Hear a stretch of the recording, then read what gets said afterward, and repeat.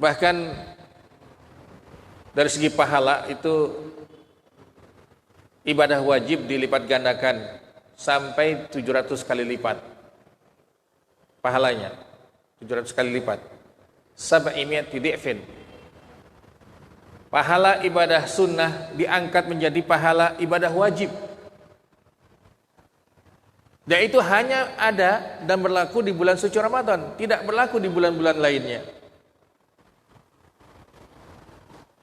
Maka hikmah Ramadan di masa pandemi yang sudah ditetapkan itu keberkahannya, ya, jangan sampai hilang ini. Malah al-barokahnya semakin nambah ketika kita merespon situasi yang sangat tidak menentu ini. Ibaratnya kematian itu semakin dekat kepada kita. Kita semakin, ya, menikmati ibadah puasa kita, ibadah sholat 5 waktu, ibadah tarawihnya dan seterusnya. Karena situasi yang tidak menentu. Mungkin seminggu sekali kita buka grup WA itu inna lillahi wa inna ilaihi raji'un. Ya, 2 pekan berikutnya ada lagi inna lillahi wa inna ilaihi raji'un. Apakah tokoh nasional, seorang kiai, seorang mubaligh, ya, ataupun tokoh masyarakat, itu banyak yang meninggal di masa pandemi ini. Yang paling penting bagi kita adalah karena keberkahan yang sebagai inti di bulan suci Ramadan, kaifa nastajlibu al-barokah. Gimana kita mendapatkan keberkahan itu? Apa syaratnya? Di sini saya sebutkan ada 15 nih syaratnya. Banyak sekali. Yang pertama adalah taqwallahi ta'ala. Kita takwa kepada Allah Subhanahu wa ta'ala. Kalau kita buka lagi ya tentang definisi takwa, itu hampir semua khulafaur rasyidin, ya, Abu Bakar As-Siddiq, Umar bin Khattab, Utsman bin Affan, Ali bin Abi Thalib itu memberikan sumbangsi tentang makna takwa. Karena saking pentingnya. Karena takwa ini adalah wasiyatullahi lil awwalina wal akhirin. Pesan Allah untuk hamba-hambanya di masa lalu ataupun hamba-hambanya saat ini sampai hari kiamat. Ittaqullah. Makanya kita jangan bosan. Ya kan? Khutbah Jumat di pesannya apa? Ittaqullah. Khutbah Id, ittaqullah. Khutbah salat istisqa, ittaqullah. Khutbah nikah, ittaqullah. Takwa kepada Allah Subhanahu wa taala hanya mungkin Imam Ali radhiyallahu anhu yang berbeda dalam mendefinisikan takwa. Beliau mengatakan takwa itu adalah al-khaufu minal jalil. Al-khauf minal jalil. Takut dari Allah yang maha mulia. Jalla jalaluh. Takut disiksa, takut dikutuk, takut dengan musibah. Ingat ikhwas sekalian dan akhwat rahimakumullah. Ini prediksi BMKG tanggal 5 Maret itu sudah selesai musim hujan. Tapi hari ini ingat Ramadan itu kan maknanya apa? Panas. Karena Ramadan selalu jatuh musim panas. Ya. Nah, ini musim hujan di kita. Tahun lalu Ramadan itu enggak ada hujan. Ya. Jadi al-khaufu minal jalil. Yang kedua, wal amalu bitanzil, mengamalkan isi kandungan Al-Qur'an, tanzil, ya. Amalkan semua firman Allah Subhanahu wa taala. Jangan beda-bedakan. Ayat salat semangat, ayat jihad, wah jangan dulu, ini nyawa masalahnya. Kita menyikapi ayat salat, ayat jihad, ayat potong tangan, ayat cambuk, ya harus yakin dengan keyakinan yang sama dan kita amalkan. Wal amal bitanzil. Yang ketiga adalah aridha bil qalil. Takwa itu orang yang ridha terhadap pemberian Allah yang sedikit. Kalau banyak jangan ditanya. Ya. Ente dapat gaji banyak amat tuh, ridha enggak tuh? Pasti ridha itu mah. Tapi dapat gaji Ya pas-pasan. Sedikit kita punya ridha bil qalil. Yang keempat, al-istidadu liyamir rahil. Al-istidad, siap-siap menambah bekal kebaikan kita untuk menghadapi rihlah abadi. Kematian itu oleh Abbas al-Aqad, seorang ilmuwan asal Mesir ya. Beliau mengatakan kematian itu adalah rihlatul khulud. Rihlah al-khulud. Rihlah abadi. Ya, berangkat nggak balik lagi. Ya. Jadi itu takwa yang didefinisikan oleh Sayyidina Ali radhiyallahu anhu. Luar biasa ya. Memberikan makna yang sangat komprehensif, takut dari Allah, mengamalkan isi kandungan Quran, ya, kemudian ridha dengan yang sedikit dan siap-siap untuk menambah bekal menuju kematian. Yang kedua, bagaimana kita mendapatkan keberkahan adalah qiraatul Quran. Ini ketemu hikmahnya puasa di masa pandemi ini. Berkah waktunya, berkah amalannya, kitab suci. Kalau kita baca, ini kan tadi jelas ayatnya. Wa hadza kitabun anzalnahu mubarakun. Jadi dua keberkahan yang kita dapat. Waktu dan membaca kitab suci Al-Quran. Ini amalan barangkali memotivasi kita ya, ketika setelah wafatnya Syekh Ali Jabir itu, ternyata beliau punya amalan yang sangat unik setiap Ramadan. Beliau hanya cukup dengan mengkonsumsi kurma dan air putih di waktu buka dan di waktu sahurnya. Apa yang beliau niatkan? Supaya saya itu bisa menghatamkan setiap 3 hari itu 30 juz. 3 hari Pak. Ini amalan yang mudawamah, amalan yang rutin dilakukan oleh almarhum Syekh Ali Jabir rahimahullah. Karena belanja buat kebutuhan rumah itu Pak, itu makan waktu. Apalagi kalau antum pulang duluan ini, ya. Lihat yang jualan takjil itu kayaknya mau dibeli semua. Sibuk ya. Beliau tidak mau disibukkan dengan hal-hal yang begitu. Udah ada kurma, saya makan dengan jumlah bilangan ganjil sesuai dengan sunnahnya. Saya minum air putih selama Ramadan begitu. Apakah itu mungkin buat kita yang memang biasa makan nasi Pak? Bisa nggak? Kalau kita latihan bisa Pak? Bisa.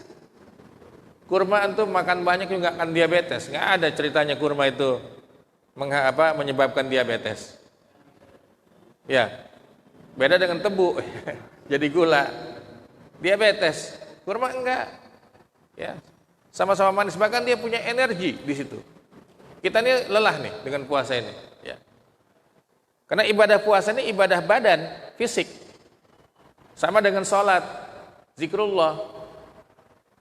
Makanya ibadah itu oleh ulama fikih dibagi 3. Ibadah badaniyah, ibadah maliyah, al-ibadah maliyah wa badaniyah. Ibadah badan itu sholat, puasa, zikrullah, i'tikaf. Ya modal cuma tenaga. Ibadah maliyah, zakat, infak, sedekah. Yang ketiga, al-ibadah allati tajma' bainahuma, yang menghimpun keduanya. Mal dan badan yang sehat. Haji dan umrah. Haji dan umrah. Maka dengan tilawah Quran inilah kita akan mendapatkan 2 keberkahan di bulan suci Ramadan. Kemudian ad-du'a. Mintalah kepada Allah keberkahan. Barakatan fil rizki, wa barakatan fil ilmi, wa barakatan fil umri, wa barakatan fil auladi, wa barakatan fil usrati. Keluarga yang berkah, harta yang berkah, anak yang berkah, itu harus kita minta. Harus kita minta. Dan ini waktu yang mustajab. Ramadan waktu yang mustajab. Apalagi menjelang berbuka puasa. Inna lis-shaimi inda fitrihi da'watan la turaddu. Sungguhnya bagi orang puasa menjelang waktu berbuka puasa adalah doa-doa yang tidak ditolak oleh Allah Subhanahu wa taala. Ya. Kemudian as-sidqu fi muamalatil buyu. Kepengen berkah, transaksi usahanya harus amanah. Jadi pedagang amanah. Jadi karyawan amanah. Pokoknya dalam mencari nafkah itu dia sangat amanah. Kemudian injazul amali fi awalin nahar, kita melakukan aktivitas amalan kita itu di awal siang, pagi maksudnya. Siang itu kan dari pagi hitungnya. Ketika malam sudah hilang, datanglah waktu siang. Nah, ini dikuatkan oleh sebuah hadis. Rasulullah SAW bersabda, "Burikat ummati fi bukuriha." Umatku diberkahi di waktu paginya. Saya yakin ketika antum dan kita semua menjaga salat subuh ke masjid berjamaah pagi-pagi kita jemput itu pahala yang berlipat ganda. Kita telah diberkahi oleh Allah Subhanahu wa taala di waktu pagi. Burikat ummati fi bukuriha. Dulu slogan orang tua kita itu yang nggak pakai hadis. Kalau anaknya belum bangun di waktu pagi itu, ya rezekinya dipatok ayam gitu ya. Kalah sama ayam dia. Kemudian ittiba'us sunnah fi kulli umurin, ngikuti sunnah Rasul. Kalau kepengen mendapat berkah itu, ya ikuti semua sunnah Rasul dalam setiap amalan. Ikhwatal iman, la natruk sunnah. Jangan tinggalkan sunnah sekecil apapun. Saya ingin tanya, buka puasa yang nyunah itu apa yang dikonsumsi awalan? Makan apa dulu? Kurma. Ya. Kalau antum dikasih pilihan, ini ada bakwan dengan cabenya, ini kurma, milih mana? Milih bakwan kan? Berarti antum tidak menjaga sunnah gitu loh. Sekecil apapun sunnah itu kita amalkan, kita jaga. Ittiba'us sunnah fi kulli umurin. Sahur itu diperlambat sunnahnya. Berbuka puasa itu disegerakan. Belum lagi amalan sunnah seperti sholat malam, ya. Tarawih itu kan sunnah muakkadah bagi laki-laki. Ke masjid. Kenapa? Sebab sudah dicontohkan oleh Khalifah Umar bin Khattab. Kemudian untuk mendapatkan keberkahan yang inti daripada hikmah puasa kita, yaitu husnul tawakkul. Kita harus baik dalam tawakal pada Allah Subhanahu wa taala. Kalau kita baca kitab Imam Al-Maqdisi Minhajul Qasidin, beliau itu menjelaskan tentang tawakal. Ada tawakal yang sangat-sangat awam, yaitu bagaikan orang yang punya masalah, kemudian dia menggantungkan nasibnya, kebutuhannya kepada orang lain. Apa contohnya?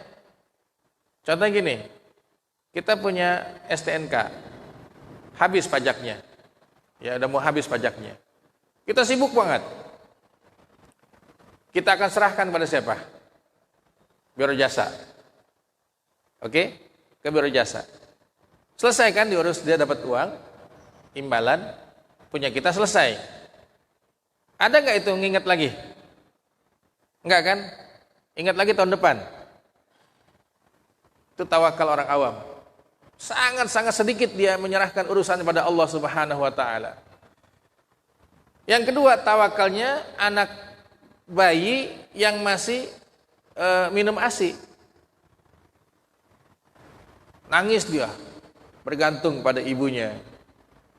Disusui, diam, kenyang, udah. Lapar lagi, nangis lagi. Artinya masih ada intensitas di situ. Dan tawakal yang paling tinggi tingkatannya adalah tawakkulul mayyit alal hayah. Tawakalnya orang yang sudah meninggal dunia dengan orang yang hidup. Dia sangat bergantung dengan yang hidup. Mau bagaimanapun dia pasrah, ya kan? Mau digotong, dimandiin, ya. Dinaikin ke ambulan. Enggak pernah protes kan? Tawakal itu tawakal yang sungguhnya. Makanya hak haqqa tawakkulihi adalah tawakkulul mayyiti alal hayah. Ini dalam analisa ilmu tasawuf. Syekh Al-Maqdisi dalam kitab Minhajul Qasidin. Ya. Jadi semakin tinggi kita tawakal pada Allah, ya sudah. Ya kondisi hari ini. Saya sudah vaksin 2 kali. Ini bab ikhtiar kan ya.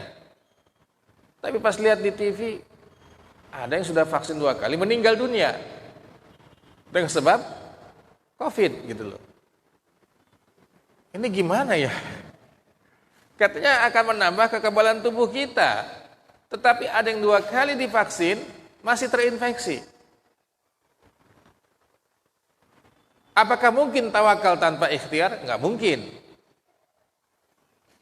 Tapi ikhtiar kita juga kita awam, apalagi ustadz. Cuman bisa baca ayat sama hadis. Ya, tentang vaksin Sinovac kagak tahu, ganti lagi AstraZeneca kagak tahu. Apalagi vaksin Nusantara merah putih juga kita nggak tahu. Ya. Ditambah lagi kebingungan yang disampaikan oleh Majelis Ulama Indonesia. AstraZeneca ini adalah tidak halal, tetapi boleh untuk dieksekusi. Tidak halal, tapi boleh dipakai. Kan kontradiksi nih. Li daruratin, karena kondisi terpaksa.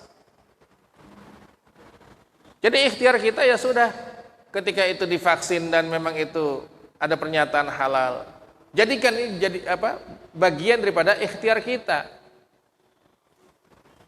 Karena tawakal itu kan di ujung adanya. Wasyawirhum fil amri fa idza azamta fatawakkal 'ala Allah. Musyawarah dulu, adanya azimah, barulah tawakal pada Allah Subhanahu wa taala. Kemudian yang berikutnya untuk mendapatkan keberkahan adalah istikharatul maula.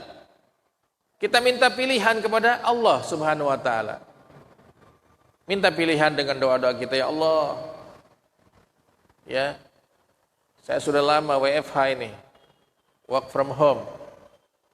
Kangen kan dengan pekerjaan langsung sini gitu. Minta petunjuk istikharah pada Allah Subhanahu wa taala. Semoga tidak ada hal yang membahayakan. Kemudian yang berikutnya adalah tarku su'alin nas, kita meninggalkan minta-minta kepada manusia.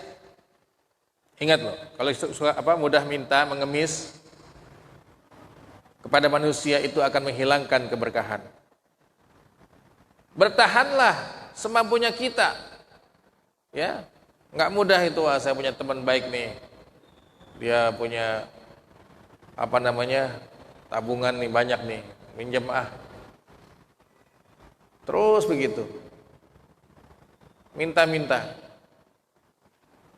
Orang banyak minta-minta itu, Pak, akan menghilangkan keberkahan. Makanya antum kalau lihat pengemis di lampu merah itu, lihat dulu fisiknya. Kalau dia masih gagah, masih sehat, kita nggak ngasih itu lebih utama. Kenapa?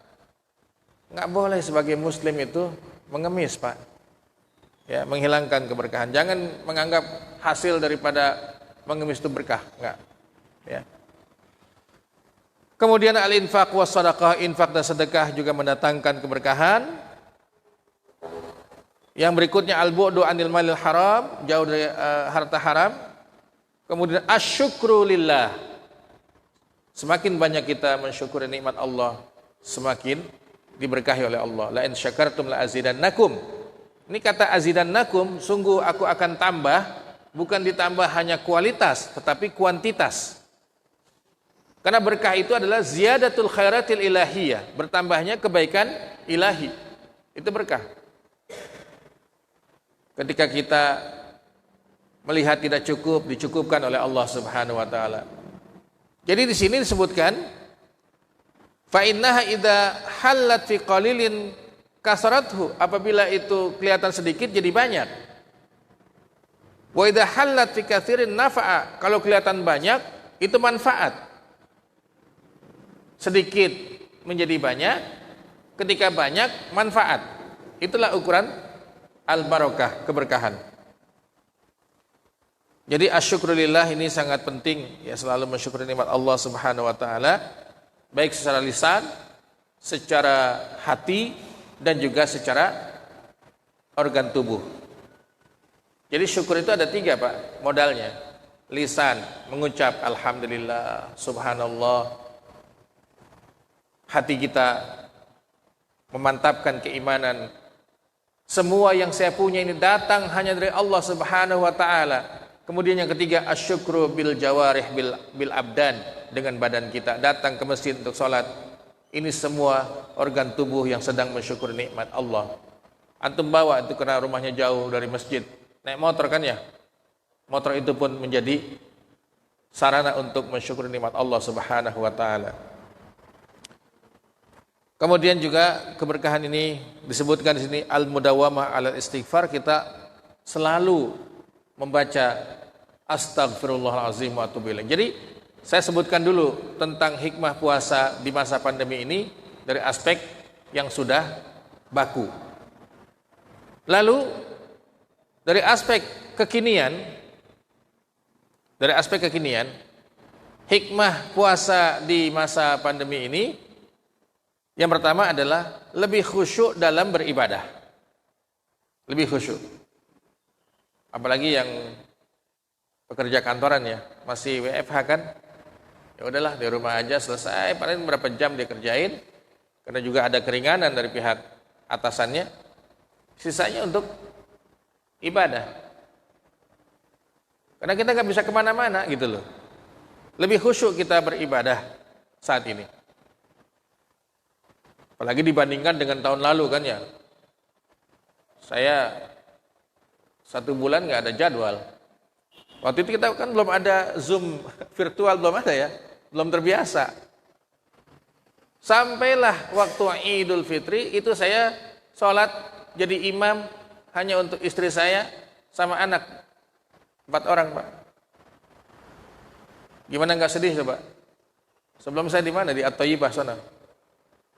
Villa Bekasi ya, pernah itu. Banyak jamaahnya di lapangan, ya. Tarawih nggak ke masjid, masjid ditutup, azannya juga berubah. Sallu fi buyutikum, kan ya. Sedih kita itu. Yang intinya azan panggilan sholat untuk kita menuju masjid. Ini perintahnya oleh muazin apa? Sallu fi buyutikum. Sholatlah kalian di rumah masing-masing. Lihat Pak, ini kan di luar kebiasaan kita ini ya. Jadi makanya ketika semakin berharga nilainya, ini semakin khusyuk kita beribadah. Yang kedua, ya, hikmah puasa di masa pandemi ini adalah lebih banyak beramal soleh kita. Bisa lebih banyak beramal soleh. Amal soleh itu tadi dengan ibadah badaniyah atau ibadah maliyah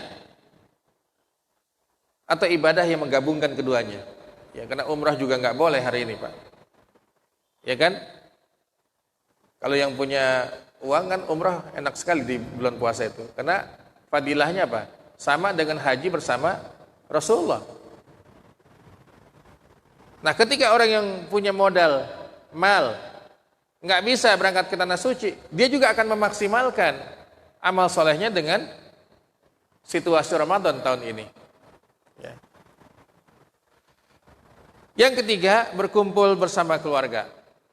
Ya, karena di tempat kerja pun dikasih keringanan, apalagi sekolah Pak.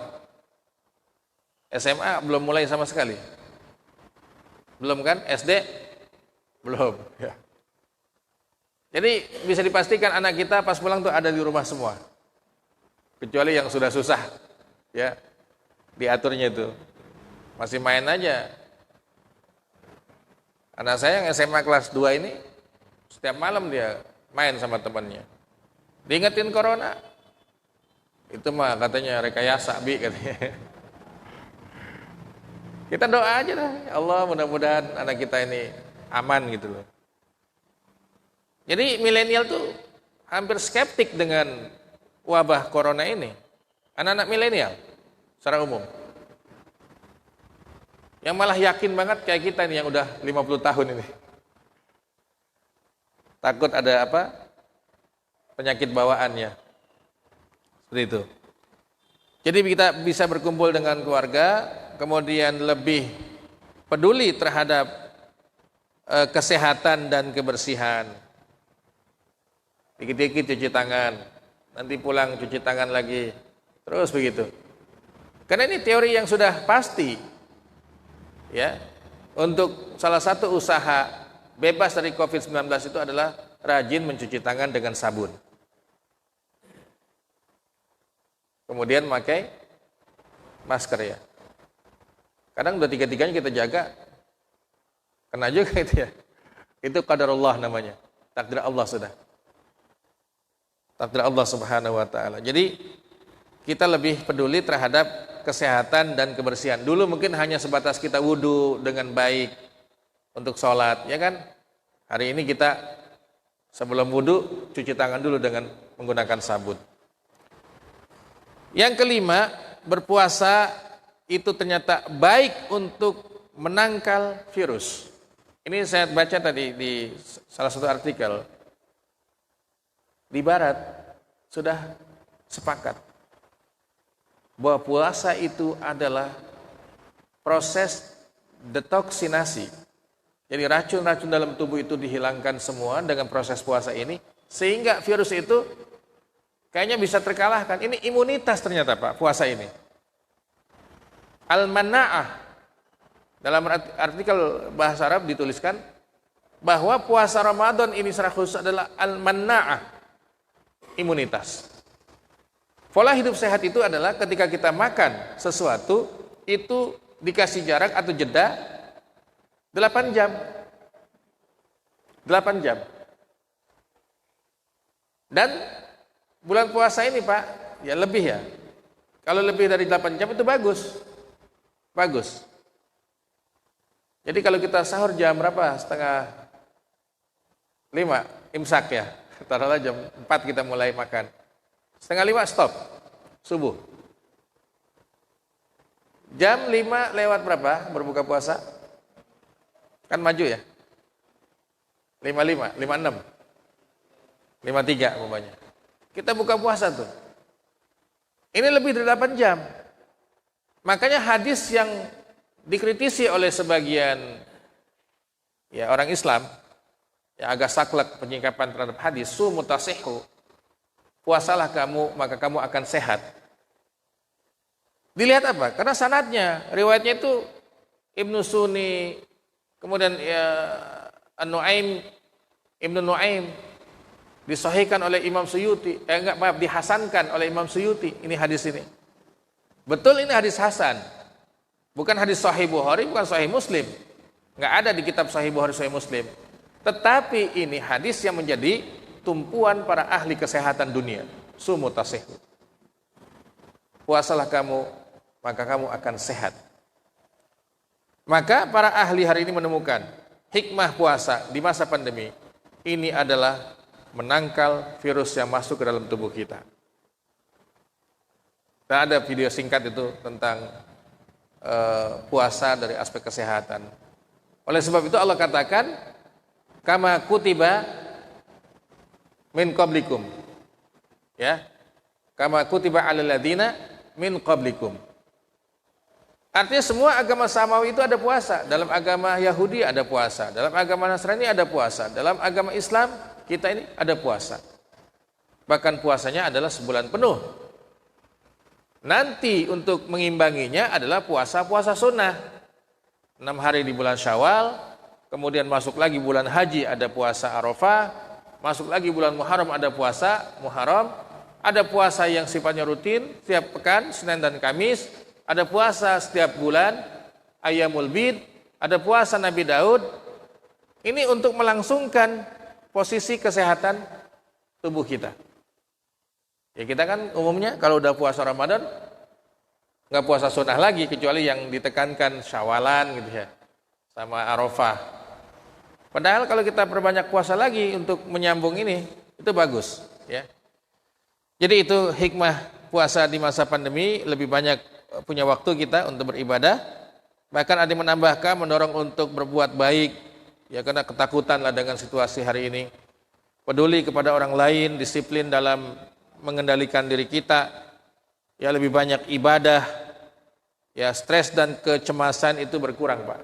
Insya Allah bagi orang puasa, cemas dan stres itu akan hilang. Apalagi semakin dihayati ya, pengamalan puasanya. Saya kira itu kajian kita pada sore ini, kajian perdana offline.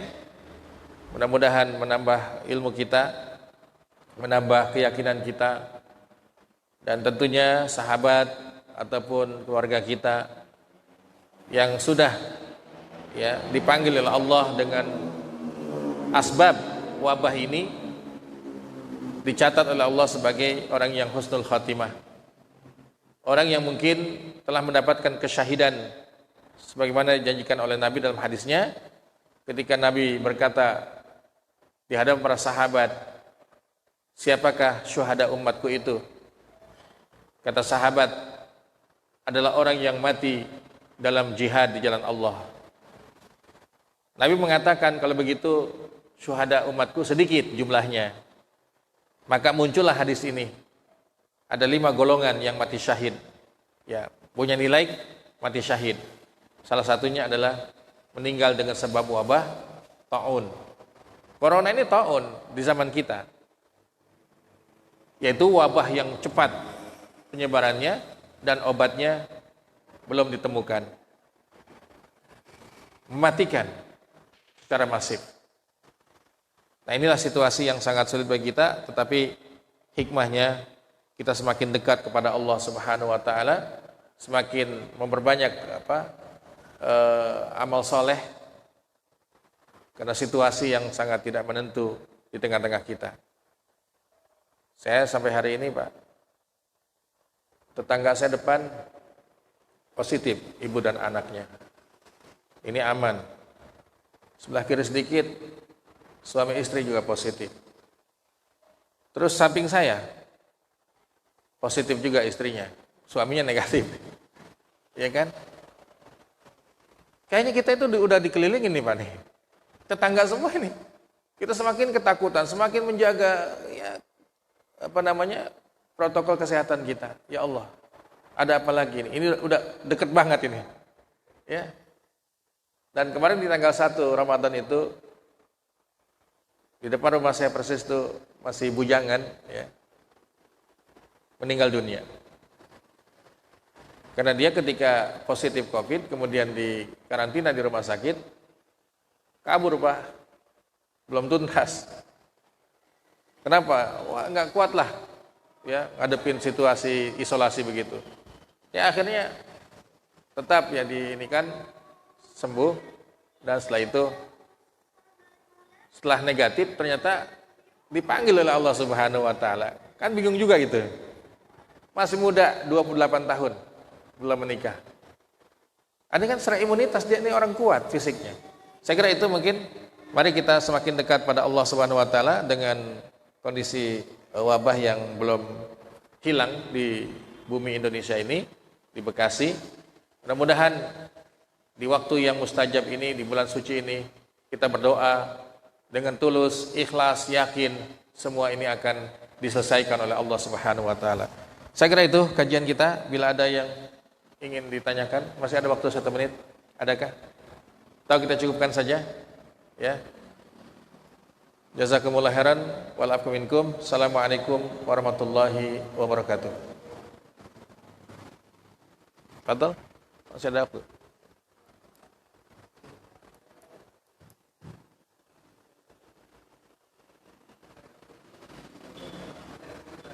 Berapa menit? 10 menit. Fadhal kalau ada diskusi.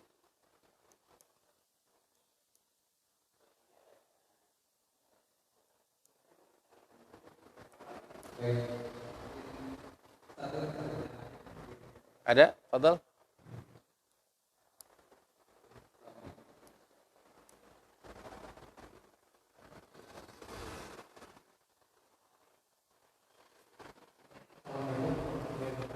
Assalamualaikum warahmatullahi wabarakatuh.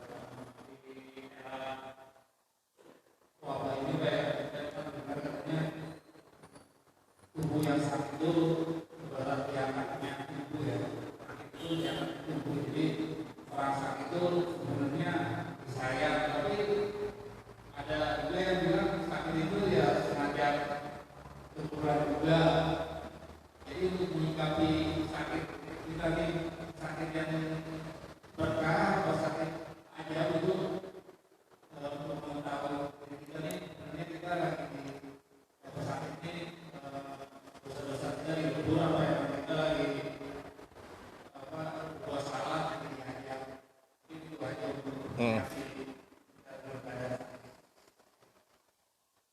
Jazakumullah khairan. Alladzina idza asabatuhum musibatun qalu inna lillahi wa inna ilaihi raji'un. Wattaqu fitnatan la tusibanna alladzina zalamu minkum khassah. Jadi ada 3 kata dalam Al-Qur'an, ada musibah, ada fitnah, ada azab. Bagi orang beriman itu adalah ujian. Kita nih, orang beriman. Bagi orang kafir itu azab. Ini wabah ini. Jadi memang tergantung kondisi siapa. Jadi dalam tinjauan Islam, apapun yang sifatnya itu tidak menguntungkan bagi kita, itu ujian. Penyakit, ataupun COVID-19, taun, itu ujian buat kita. Makanya siapapun yang yakin dengan ujian Allah ini kehendak Allah, dia mati dengan sebab itu adalah husnul khatimah. Itu adalah mati syahid. Maka Nabi menjamin orang yang tenggelam, terkena benda berat, kemudian dengan sebab taun, yang keempat dengan sebab al-mabtun. Mabtun itu ada kata batnun, meninggal dengan sebab sakit perut, Pak. Itu termasuk syahid. Hanya satu buat ibu-ibu. Apa itu? Melahirkan ibunya meninggal, anaknya selamat, atau dua-duanya meninggal, ibunya syahid itu dikasih oleh Rasulullah secara ketegasan di dalam hadisnya. Jadi ada fitnah yang kita takutkan, ini fitnah ujian bagi kita, azab bagi selain kita. Ini kan doa jamaah ini, dosa jama'i, ya kan? Umar bin Khattab di masa jadi khalifah itu mengatakan di dalam kata-kata yang penuh hikmah. Apa kata Umar bin Khattab? Atawasyaku antakuna amiratan. Aku takut bangunan yang megah ini dibinasakan oleh Allah dalam waktu sekejap mata. Ditanyalah khalifah Umar bin Khattab, apa sebabnya? Kok bangunan megah ini, situasi yang lagi nyaman ini bisa berubah total? Beliau mengatakan, idza ala fujjaruha ala abrariha. Idza ala, apabila lebih tinggi volumenya orang-orang yang berbuat dosa dibandingkan orang-orang yang taat pada Allah. Sekarang tinggal dikalkulasi, Pak nih. Di tingkat desa, banyakkan mana orang baik dengan yang ahli maksiat? Pendosanya banyakkan mana sama yang berbuat kebaikan atau pahala? Banyakkan yang berbuat dosa. Naik lagi tingkat desa, tingkat kecamatan, tingkat kabupaten, tingkat provinsi, tingkat nasional. Udah kebanyakan dosa, Pak, kita ini. Kalau secara kolektif. Nah, makanya kalau kita ambil ini perkataan Umar bin Khattab, beliau sangat takut ya bila terjadi khilafah yang beliau kuasai itu, dia pimpin, bangunannya megah, tapi itu bisa dihancurkan oleh Allah dengan waktu yang sangat singkat. Sebabnya apa? Apabila dominasi orang yang berbuat dosa itu lebih banyak daripada yang taat pada Allah Subhanahu wa taala. Itulah ayat wattaqu fitnatan la tusibanna, diterjemahkan oleh Khalifah Umar bin Khattab radhiyallahu anhu. Makanya bagi kita kalaupun belum hilang nih Pak, ini ujian. Ujian di dalam Al-Qur'an cuma dua solusinya. Wasta'inu bis-sabri was-shalah. Minta tolonglah kamu kepada Allah dengan sifat sabar dan salat. Udah, sabar hati kita, salat sebagai bukti amal nyata. Ya itu kata kuncinya. Ya, jangan sampai kita menyelesaikan dengan cara lain. cara Qur'ani yang paling pas. Bahkan baca Quran, Pak, ini imunitas kita semakin kuat. Ini ada pertemuan lagi nih. Lisan yang selalu baca Quran, maka itu akan memperkuat imunitas. Lihat, Pak, ketika sudah positif, disuruh apa sama dokter itu? Makan yang enak, sama pikiran harus tenang. Harus tenang. Orang yang puasa itu tenang itu. Orang yang baca Quran tenang. Orang yang salat malam tenang. Orang yang zikrullah tenang. Ya. Itu mungkin yang tidak dimiliki oleh orang lain. Kita alhamdulillah ala bidzikrillah tatmainnul qulub. Hanya dengan zikrullah hati kita bisa tenang. Wallahu a'lam bishawab.